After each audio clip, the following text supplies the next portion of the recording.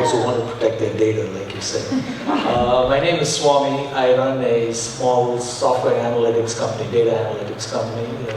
Every time we fly into LAX, you're flying into over our office. We are a small company. We started off in the Defense Department building a bunch of analytics tools for the government.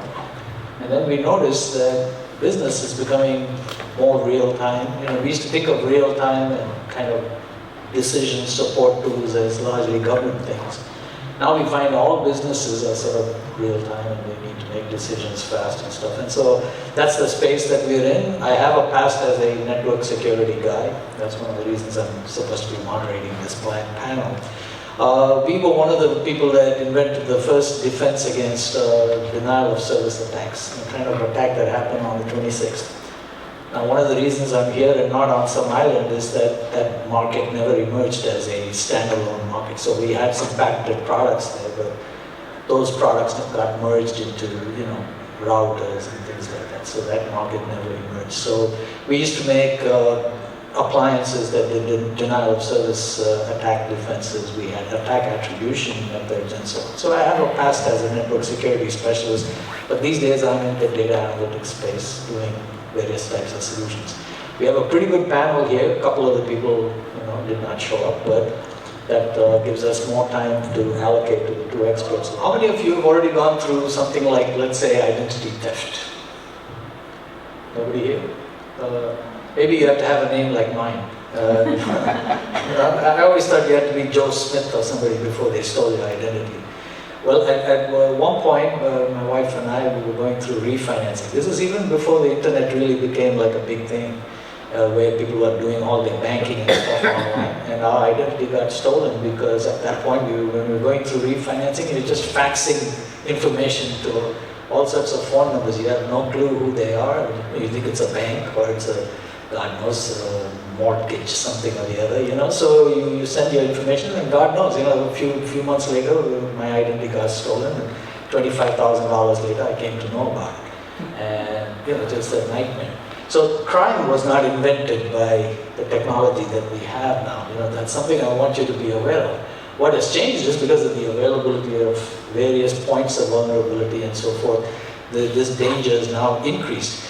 So before us, we have, Dave talked about his proximity platform. Maybe you can address some of the vulnerabilities of the wireless phone, maybe the wireless technology we all use, and the wireless devices that we use, and the smartphones and things like that. Maybe you can tell us since you have been on that side, building the proximity platform for good, what could a hacker do with that platform?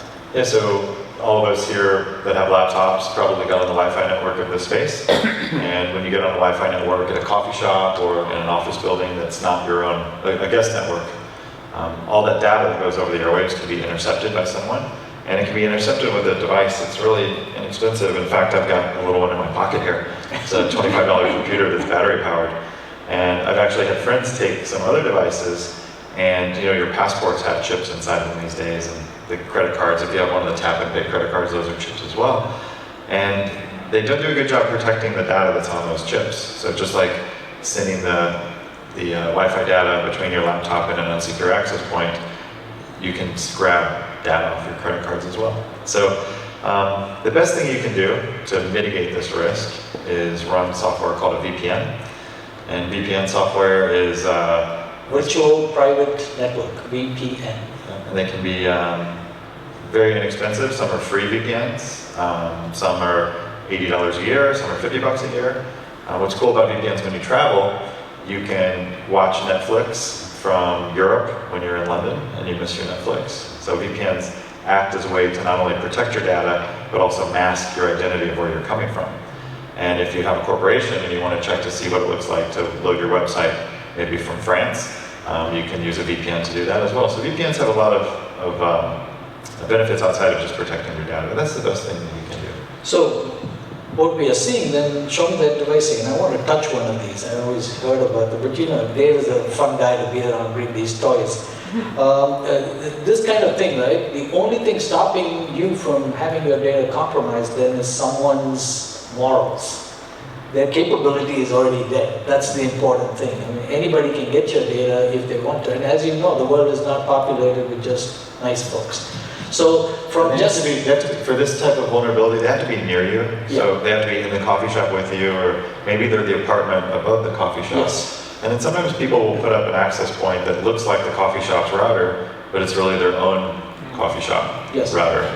Right, when you talk about people being near you though, I'm big on like the smart home, you know, all these devices. A lot of these devices that you hear about that were in that denial of service attack were connected, you know, devices like smart TVs, other types of IoT type devices. And I was just reading even about, you know, talking about proximity, I was reading about the Philips Hue lights, you know, and a drone, you know, so they were saying, you know, if you're not in proximity, you're not in the home. That's even becoming more challenging because through drones and other means of, you know, establishing some level of proximity, you know, they're able to compromise or take, you know, Physical access can be made by a drone. We'll talk is about that the whole thing right there, or is there anything else with it? This is just a computer with a radio, Wi-Fi and Bluetooth radio inside of it. And in fact, So that's active right there. You don't need anything else. well, this one doesn't have a battery pack, but correct, you can do it all on a it's like a Raspberry Pi. it already has all your information. So what I do with this product is I speak at a lot of conferences, and I try and hire other people from conferences. And my favorite conference is one that happens in Vegas called DEF CON, which is Information Security Conference. And I assume that the people going to the same sessions that I go to are going to be ones that I want to hire. So, and I can also assume that they'll have their laptops or maybe a wearable. So what I do with I said I was a good hacker. What I do with my Raspberry Pi is I walk into that room and I collect all the radio data. I collect all the laptops, I collect all the wearables, I collect the Wi-Fi information, and then I build a table that says the signal strength of this laptop and this wearable and this Wi-Fi access point are all at the same, let's call it 80 percentile. It's all a very strong signal. So that means I can say that that person was pinned in that same location that I was pinned in for X amount of time. So now I start to build a correlation between the radios in the room and where I am. And as I start to use, I don't know who they are, I just know that the devices are present. And if I can see that similar devices show up at the same sessions that I'm at, I should start using my social engineering, which a lot of hacks are done with social engineering. And that's recognizing the How many face. people know what social engineering is? Okay, well, let's just talk about it for a second. Social engineering is basically using human weaknesses to get information. And pretty much the most common way to do it is to use social engineering. You know, you just call the office and go, I'm Joe. Imagine you know Joe works there. I'm Joe, I'm stuck and I don't have my password. Somebody will give you I have it written on my wall or something, and it may be written on the wall and they'll give it to you. So it's the kind of thing you use where you know people really want to be helpful or they have a vulnerability of some kind. It's basically a con job, and that's what social engineering is. Can I switch for a second to the next level? So let's say someone like Dave leaves you alone. They don't take the information right off the phone. What's the next point of vulnerability is the communication and things like that. When you put things on the cloud, Ion, can you give us an idea of what the back end of this stuff actually looks like? It's basically a computer, right? And are people responsible for it, or does somebody like Microsoft take care of everything? Can you give us an idea of it? Great question. I mean, when an organization is thinking about moving, to the cloud, and they're planning a strategy to transition, whether it's compute resources or data, one sort of misconception that often can occur is that if you're just moving to the cloud, that the cloud provider is going to take care of every aspect of security for you, and that's just not entirely true. While we might have more resources, of course, invested in the platform, and there's many safeguards that we put in place to protect an organization's privacy and data through encryption technologies, through compliance and audits and security controls that we put in place. For example, Microsoft spends about $1 billion a year on security within our cloud platforms and data centers, more than most customers can do on their own. So if you talk about level security, it's quite high from a physical standpoint, with armed facilities and guards, to encryption technologies to encrypt customer data. But now, customers don't always take advantage of those resources that exist on the platform. And so we're continuously trying to do things to make things secure out of the box, but very often a customer will go straight to the cloud because they need to launch a product, launch a service, and they don't often think about or are mindful of the security side of things. And you've seen that more with shadow IT. That's where you have sort of a combination of things where a business unit or a line of business goes out and brings a service into the cloud to launch it within a marketing group, an HR, a sales organization, and they're doing all of that without any guidance, by the information technology or security teams when they bring that solution to market. And then that's where you run into trouble, often, right? So one thing that I think this shows you, right? He gave you a lot of information. So any of us, when we switch to the cloud, we just tend to go, I accept all the terms, and you click at the bottom and you start the service for $2.85 a month or whatever. But you don't know that it says you're responsible for the data. If something gets lost, it's on you. If the password gets compromised, it's on you. If somehow the data is lost through some disaster, it's on you. So you have to read the terms and who does it. Yeah, it's a joint responsibility. I mean, that's the thing, is that you got to be clear on what type of service you're signing up for, and where the responsibility starts and ends in terms of what you're bringing online within that environment. I mean, companies can do that through carrying over their data classification strategies, taking advantage of hybrid approaches where maybe they keep more sensitive data behind the confines of their walls. Doesn't mean it's more secure, but there are ways to balance taking advantage of the cloud and not being fearful of it in terms of the security aspects of moving there. Yeah, there's also one other thing you can do, that this is the number 2 tip after the VPN to protect the cloud data, and that's put on what's called a second factor of authentication. Yes. And second factors, you might have these in some of your offices where there's a key fob that has a rolling number that changes so often. And sometimes banks you can get this through your bank. And if you can get a second factor authentication through your bank, please do, because that prevents someone from logging in with your credentials. And even the new MacBooks have a fingerprint reader, so that would be a second factor of authentication. But what you can do with your Google Mail and different services is have a text message sent to you every time you try and log on from a new device, a device that hasn't been seen before. Essentially, the way you can remember it is something you know, like your password, and something you have, like your phone. If you combine those two things, your system immediately becomes a lot more secure. So those are the two factors, something you know and something you have. If all of us go with passwords, that's only something you know. If you go with only something you have, somebody steals your phone, it's all over. But if you have both, then you get better security, and that's Dave's suggestion. Everybody here should try and do that for all your devices where you have data sitting on the cloud. And that's a valid point, and that every customer's engagement when we work with a customer about transition to the cloud starts with that platform level identity conversation, because that really is the foundational aspect of bringing a service to the cloud. Is how is it going to be presented, how are you going to authenticate, get authorization to that data. And you're seeing services, or you hear about it in the news all the time, whether it was another celebrity iCloud account compromised, and Apple brings sort of two-step verification, that's two-factor, or as the guys pointed out, using your phone as a two-factor type device, it really will strengthen the approach to security. So if you have the option, whether it's a consumer service, I even have two-factor in my Outlook.com account now, or it's an enterprise service, you're going to be seeing more and more of that two factors more seamlessly integrated versus having to carry the key fobs or tokens. Now those still aren't bulletproof, because back in the days, there were case studies with social engineering where folks called the help desk and said they lost their token and said, hey, read me the number. So not necessarily foolproof, but does increase the security posture quite a bit, because unless you lose your phone or somebody compromises maybe your SIM number or EMI number or whatnot, to compromise that way of verification, you're in a pretty good place. This has been done too. There have been social engineering hacks against Verizon to have a new SIM sent. So someone would call and impersonate you, and they can take over your phone number to get past the second factor authentication. So everything has a weakness. Generally, it's humans that screw things up. And to speak about humans and the celebrity aspect, the person that was doing what's called a phishing scam, he was sending out emails trying to get celebrities to reveal their Apple ID and password. And hundreds of celebrities did this. So he got into their iCloud accounts, and that's how a lot of these photos were revealed.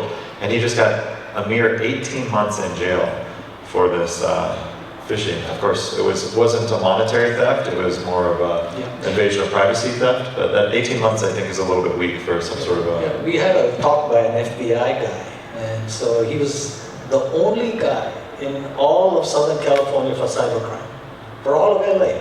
And so his slide was a very dramatic one. He showed this thing where there was a bank robber, and there were like 78 police cars around the guy. You know, everybody's there. They're all had their guns out. And he said, "Oh, so how much do you think they invested in catching that guy? And how much did he get away with? $3,000." You know, and he goes, "I deal with cybercrime that is, you know, on the order of millions of dollars per transaction in banks and other financial institutions." And he said, "You know, I'm one guy and I show up in a suit." And so you know, there's a big difference in how we perceive crime and all that kind of stuff. Right, that's why we don't see bank robberies anymore. All that. Yeah. You get away with a lot more. You know, and the bad guys are targeted in their attacks. You know, they don't have to physically be there anymore. No, there is a white-collar crime kind of aspect to it, where we tend to think of them not as thugs, but as, you know, bright people that went wrong a little bit. You know. So you are right. I mean, that has to be punished in the appropriate way. I want to get back to the notion of, you know, how big a threat is this. I mean, you mentioned a Microsoft court case that you had won recently in this area. Could you elaborate on that? You're referring to the Ireland case, right? And so, yeah, there's a number of things happening in terms of the jurisdiction and way that laws within a country or across, you know, transcontinental borders, you know, occur within the space of cybercrime. And Microsoft's doing a lot of things in terms of our cybercrime and cybersecurity centers, you know, to be able to track, you know, activities such as this. But number one, when we think about a customer's data and presence in our cloud, it's about the privacy and the communication we have with our customers on not only collaborating with, you know, local or federal law enforcement in that sense, but ensuring that we're protecting our customers and their data. And so there were some cases, you know, tied to Ireland related to email, you know, services in the cloud, where we stood by protecting our customers' information in the cloud. And it wasn't so much, it wasn't a vulnerability or an attack per se, but it was more of a subpoena for information, you know, that was contained within a customer's tenant, you know, within the Microsoft platform. So there's kind of a few key areas or aspects of this, from not only, you know, the security side of what we do to protect your data, but also considering the privacy implications of going to a shared or hosted provider, you know, and having your information. Another thing to remember is that sometimes the facilities are what we call single tenanted. That means you're the only person on that computer, it's all yours.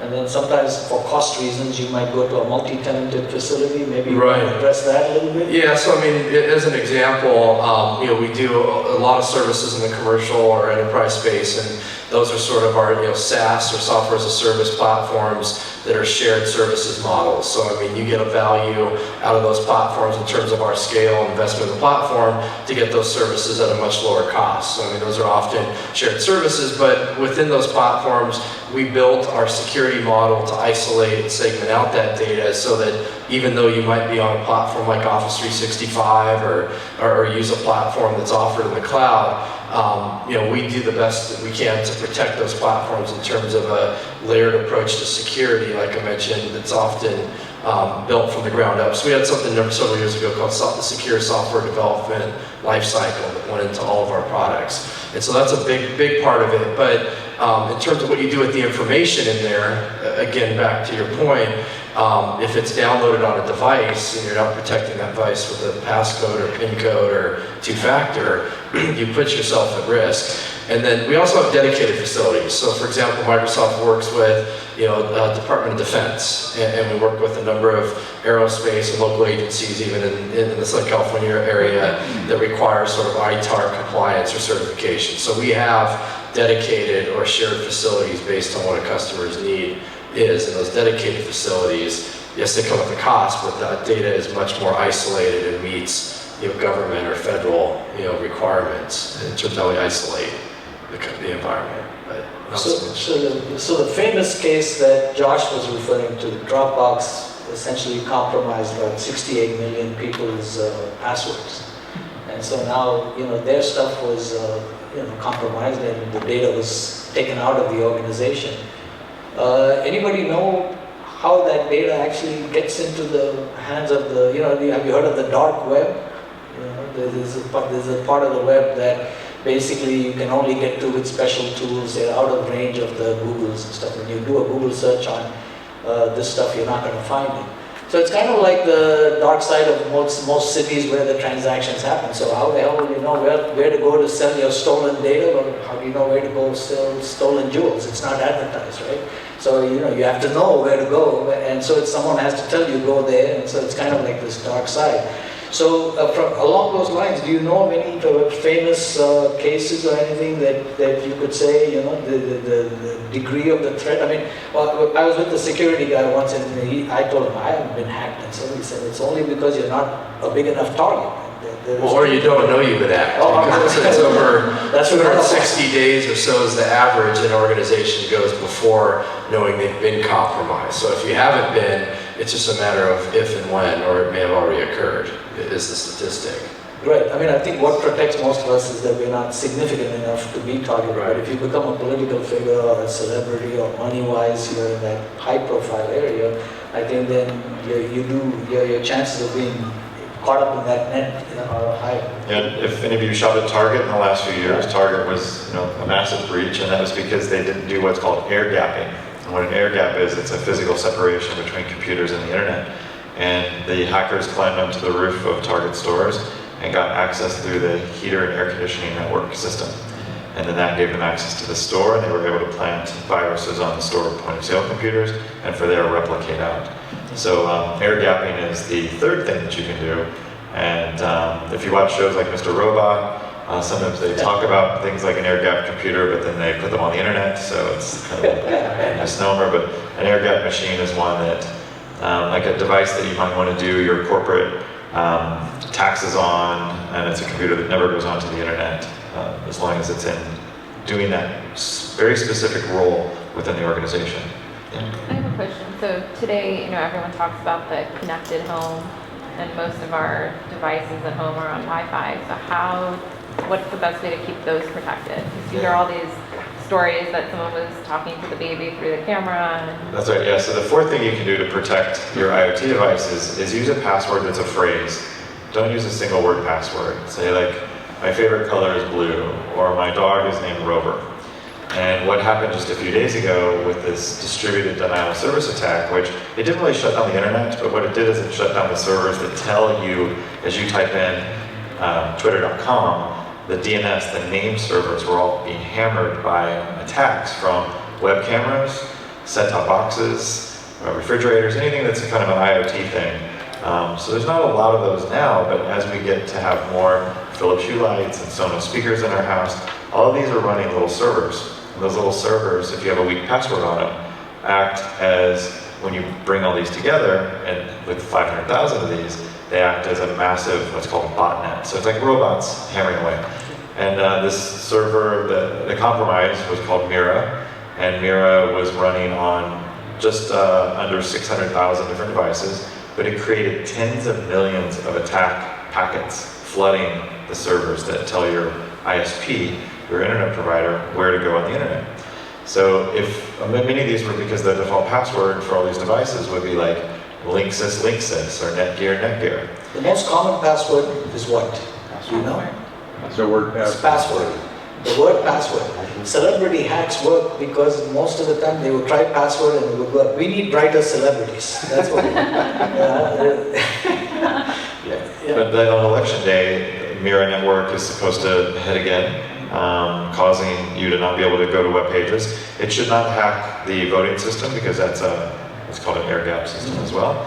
But it's going to be interesting when people are going to refresh their CNN for results, how it might not work. And then the worst thing that happened with this virus is the source code was leaked on October 1st. So this means that what was created with probably a very small group of individuals, now that code is out, so now it can be enhanced, and it can be what's called ported from one type of webcam to another webcam. So that just 500,000 devices that were being these attackers, now it could be tens of millions of devices, thanks to the source code being out. Do you like 1Pass or LastPass or any of those things? So what these are is password aggregators. So there's utilities that you can download that keep all of your passwords. Personally, I do not like those because if that gets compromised, then You lose everything. the hackers Yeah, have the... that's why I've stayed away from those as well. Yeah, Because I think it's a single point of attack or compromise. If something were to happen there, then all my passwords might be exposed. That's why the best thing to do as password is a phrase versus a word, and then you know those phrases. The problem is there is no silver bullet solution. Whichever direction you go, there's going to be an issue of one kind or another. So you kind of have to just know what your user patterns are and just kind of find the kind of path of least resistance for yourself. But there is no perfect answer to that. Yeah, there's things, you know, to add to that in terms of kind of user behavior. I mean, we tend to log into systems, whether it's in the morning or there's a regular sort of pattern. You know, within many of Microsoft's online cloud systems, we built something called the Intelligent Security Graph that looks at user login behavior and if multi-factor's on and where they're logging in from. And if we see activity, if we're, say, a user's logging in from California and then 5 minutes later we're seeing activity in New York or Russia or somewhere else around the world, we know that something's up, and we may trigger additional levels of verification against that identity to protect and warn you ahead of time that there may be a compromise, and that could trigger a second level of authentication beyond multi-factor, question and answer, you know, type, you know, scenarios for you to answer questions that you provided answers to prior, you know, things like that. And we use machine learning and artificial intelligence type technologies to make that easier for you, because you know, there isn't a silver bullet, but we're getting smarter, you know, ways of helping prevent users from having the full brunt of the responsibility, because it's not easy to protect yourself from these attacks. And anytime your bank says that we need to ask some additional questions, like what high school did you go to or what's your dog's name, fill those out. Sometimes they might ask for your mobile phone number so they can send a text message in case of a compromise. All of this is done as part of this extra data collection. So sometimes if I log on to my bank from Europe, it might say that we need to know the high school you went to. And sometimes it might want to know loans that I have, because they can check a database through Experian to see information that's only I would know that my mortgage was paid through X bank or Y. But you have a question? Talking about the data protection, can you talk a little bit about ransomware? Yeah, ransomware. Yeah, we've seen a couple of cases like that. Usually you almost never come to know about it because the people, you know, usually it's because it started with a spear attack, spear phishing kind of attack before. They target someone inside the organization, they compromise the organization a little bit, and instead of just, you know, they just send them a note saying, here's something that's proof that I have some asset of yours. Now, instead of making it a criminal thing where you go get the FBI right away, they go, give me they'll figure out based on your revenue, okay, give me $8,000 and I'll go away. Or In 24 hours. In 24 hours, or Right, whatever. right. You know, so you make it so that it's in your sweet spot where it doesn't become a law enforcement matter. It's almost at the nuisance level, but they can essentially make money over it. Those kinds of attacks are increasing. See, when a security problem occurs, it's not something you want to boast about, you know, because I mean, especially companies, they want to keep it quiet. Oh my God, how did it happen?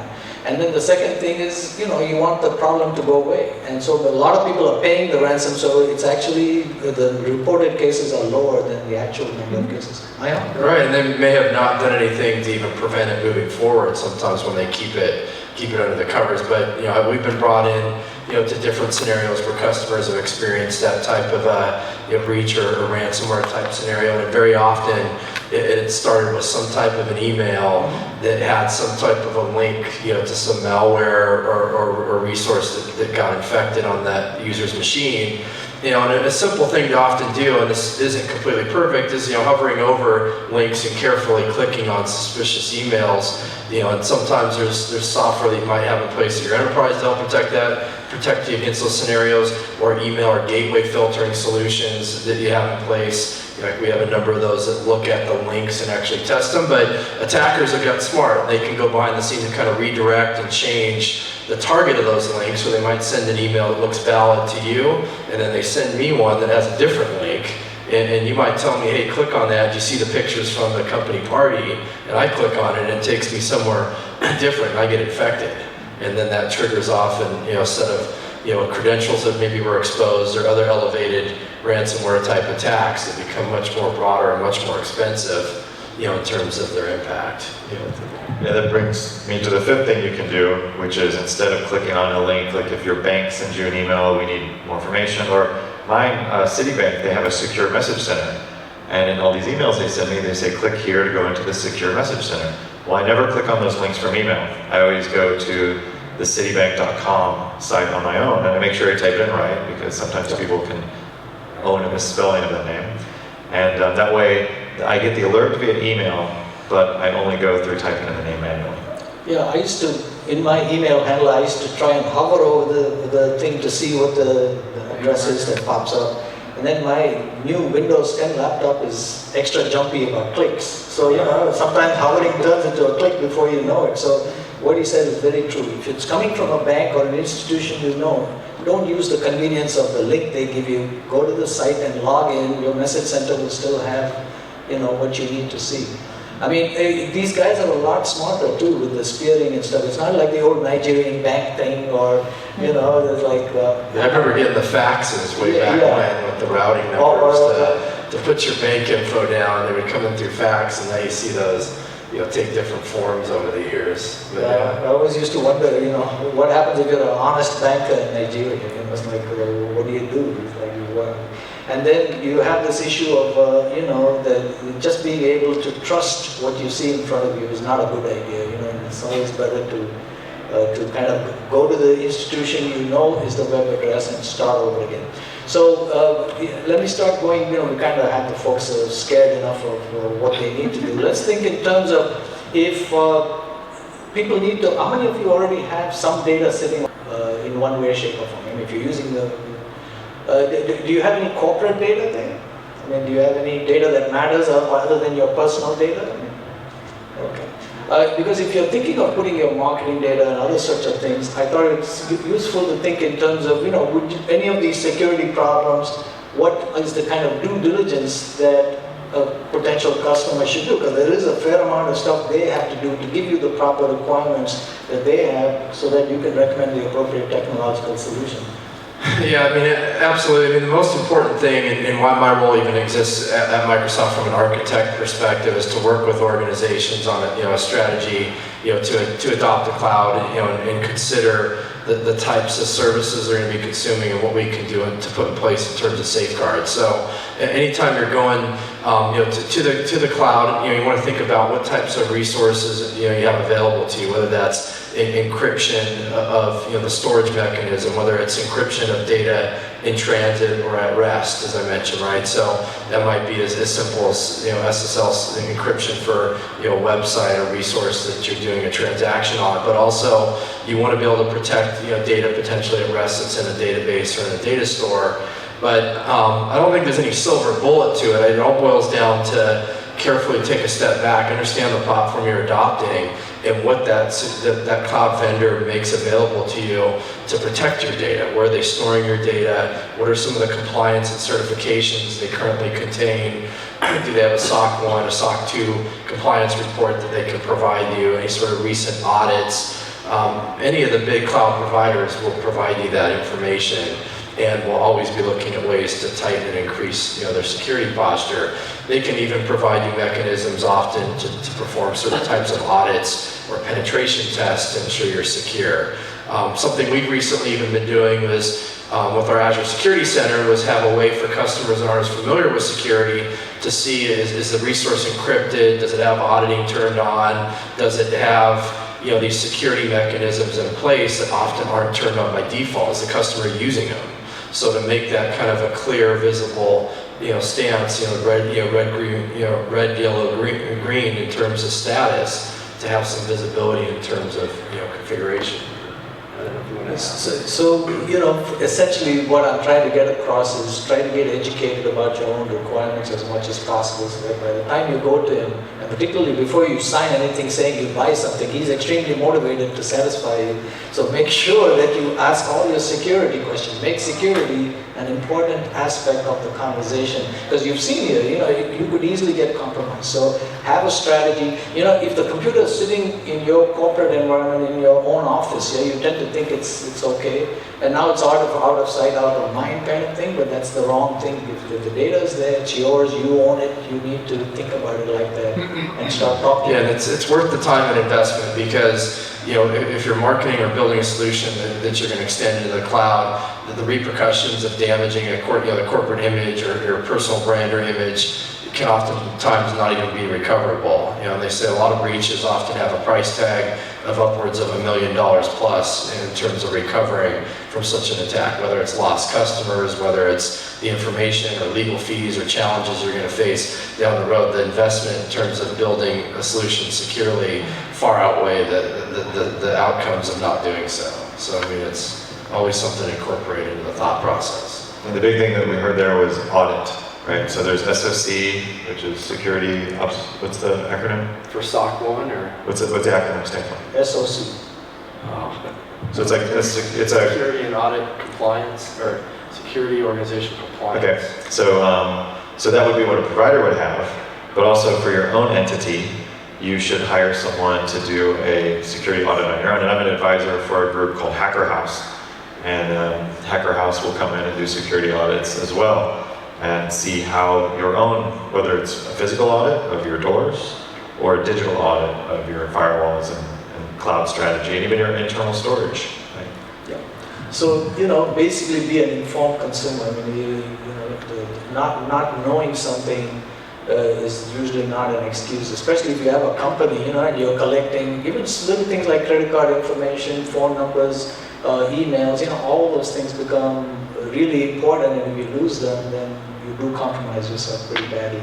Let me see, did you have any? Yeah, I was just going to say, I mean, we make that easier for customers to get informed and trained up on that with our Trust Center. So there's something called the Microsoft Trust Center, and a lot of providers may have a similar resource, but it's a one-stop shop for basically looking at, you know, the security controls and compliance and certifications that we have in place for our cloud services. So very often those early conversations, when a customer organization is speaking to us about going to the cloud, we're often directing, you know, their legal teams, their compliance and security teams, you know, to that Trust Center, or reviewing specific content with them, like if it were payment card industry and PCI compliance. You know, that's another big one, you know, that we have a certification on. So you want to make sure those things are in place and just ask the questions. There's never a question that it's not worth asking, you know, when you're starting to think about moving to the cloud. So let me just see if the audience has any specific questions that you would like to ask at this time that we haven't answered in one way, shape, or form. Next up for hacking will be vehicles. Think about autonomous vehicles and that, and all the cars now have cellular radios inside of them. So, Yeah, I mean, I think they hacked a Jeep to the transmission to We were talking about that before the session started. You know, she was asking, is it getting worse? I mean, it absolutely is. I mean, there's more connected devices than ever. You know, and the auto industry is at the verge. Solution for cars. You know, so what's happening is companies that are prolific in, or experts in one thing, like automatic braking computers, when they add that to a telematic system, or when an airplane, which throws off tons of data, when airplanes get on the internet through GoGo Wireless, what's not happening is these firewalls are not going in place between the critical infrastructure of the vehicle or the plane and the internet connectivity. So these companies, Tesla goes to DEF CON, in fact, and they put a Tesla car on the DEF CON floor, and they invite kids to tap into the car with either wireless or wired networks and hack the car. And they usually get offered jobs right then and there on the spot if they find a vulnerability. Yeah. And that's what it's going to take. It's going to take digital natives. The hackers of today are going to have jobs at Boeing and Connection and Tesla and General Motors to understand how to firewall these worlds off. Yeah, it's an ongoing issue, right? I mean, there is no solution. Do you have another question? anything that the consumer can do?